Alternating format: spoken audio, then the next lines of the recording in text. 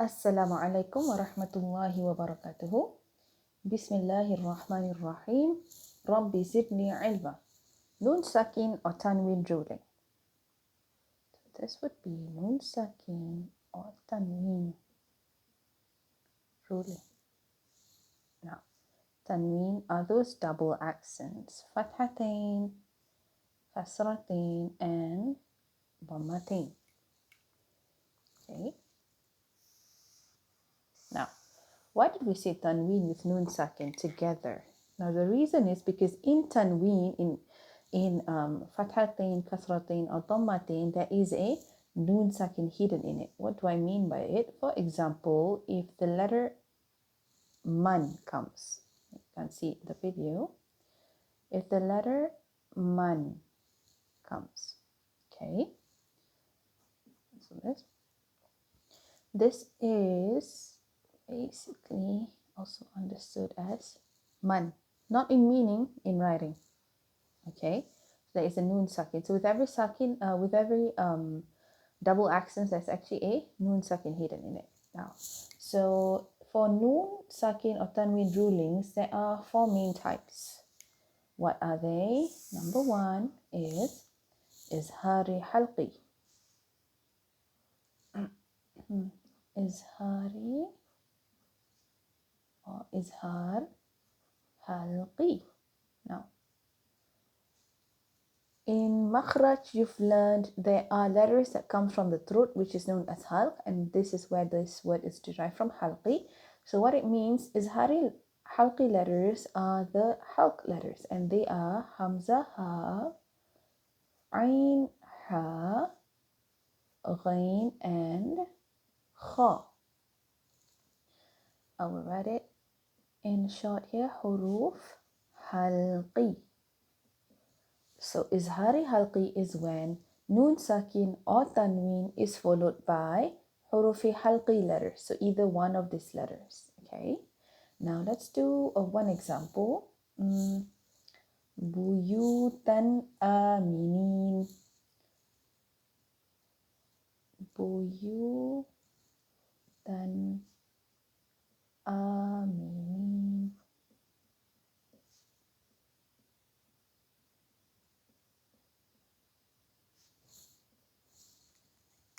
This is tanween here and hamza. Okay, the fathatain and hamza. Over here is fathatain.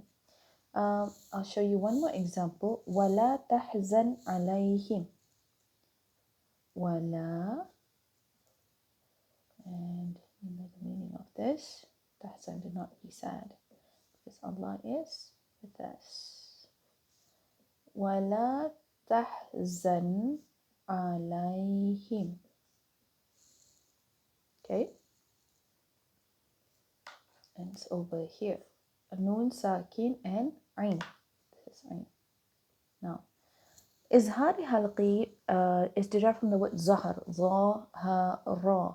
It means to make evident, to be clear, to become apparent. So what you read here, every letter is pronounced clearly. Every letter that's involved in the izhari halqi is pronounced clearly. There is no merging, there is no hiding of the letter, like how it would happen in some of the other rulings. So, buyutan aminin, or wala tahzan alayhim. Okay, and there is no gunna. What is gunna? Gunna is nasalization. So that one is whenever you sometimes when you hide a letter or when you merge a letter, that would be gunna, means the sound would go to the nose, and you'll see that in the other rulings. So this is one. The second type would be idgham. Idgham. Now, idgham has 2 letters. Sorry, 6 letters. It has 2 types. So, and you can make an acronym of the letter, and that's what I'll write here.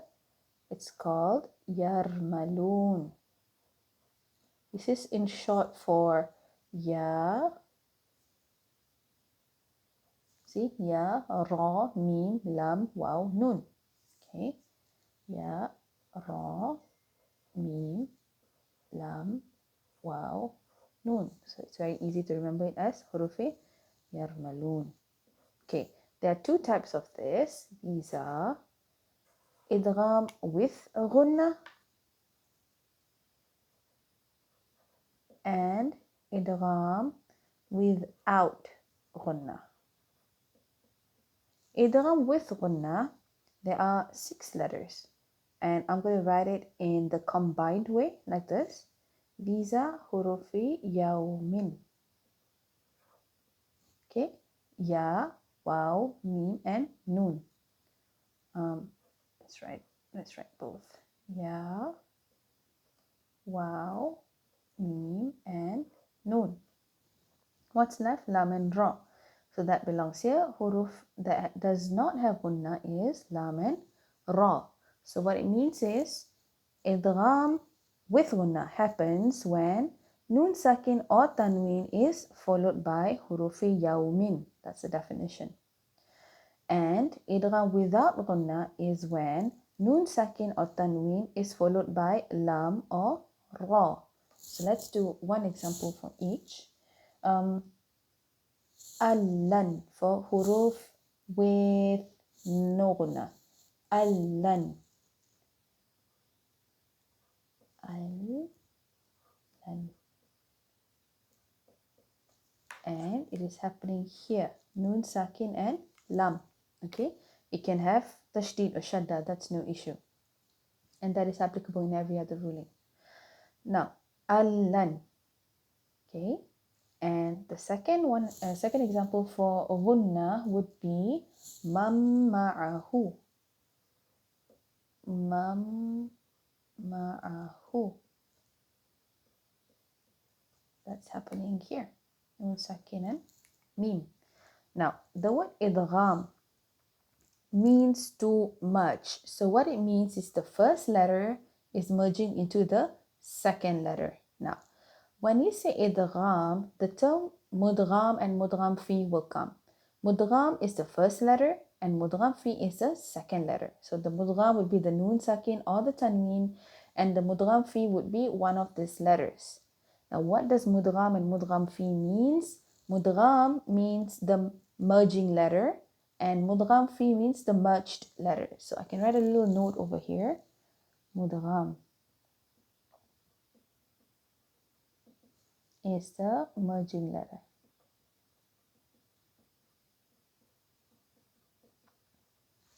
Where that letter will merge into, right? And mudgham fi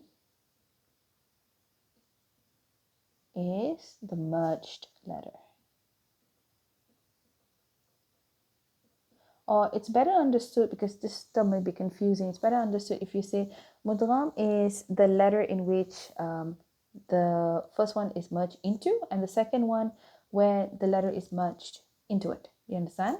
So let me show you an example. So over here, the nun sakin is the mudgham and the mim is mudgham fi. Okay. In Arabic, it is written as mudgham and mudgham fi. Okay. Now, that's for ghunna. The third type is iqlab. This is the second. Look at third. Iqlab.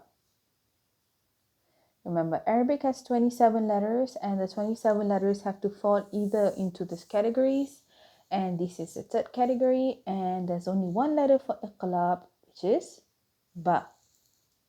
Now, iqlab is a little special. Iqlab, what happens when nun sakin or tanween is followed by ba? The noon is changes into mim. So what happened is noon changes into mim sound. This will be clear in an example. Now, one example, mim ba'di. Mim ba'di. Now, if you look at it, it's written as min ba'di. I'll underline nun sakin and ba. When it's read, it is mim ba'di. So in the Quran, it can be written like this, or it can be written in this style. So instead of a sakin, they put a little meme on top to signify it has switched in sound. Ba'di. So remember, this is not meme sakin and ba, this is noon sakin and ba. So the name iqlab is derived from the word qalb, qaf, lam, ba, which means the heart. And the matters of the heart is as such that it keeps changing, and that's where this name is derived from, because the sound of noon changes into meme. So the definition of this ruling would be when noon sakin or tanween is followed by ba, the noon sound changes into the meme sound. So it is not read as min ba'di, it is read as mim ba'di. Okay. The last ruling is ikhfa haqiqi. Okay.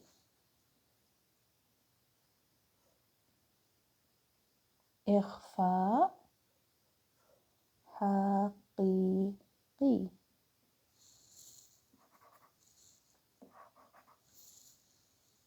I hope you can see this. Okay. Ikhfa haqiqi. Now, remember I said 27 letters, all letters have to fall under one of these categories. So we've done 1, 2, 3. So this would be the rest of the letters. Okay. So all other letters, I will write here all letters other than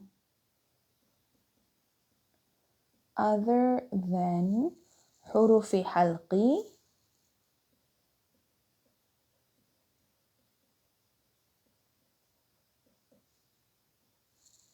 حروف يرملون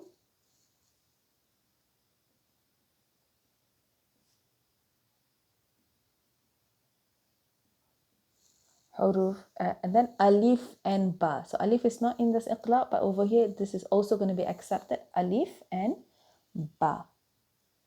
Alif and ba. So the definition would be when noon sakin or tanween is followed by all letters other than hurufi halqi, hurufi yarmalun, alif and ba, then ikhfa will take place. Okay. So one example, adadan. Adadan.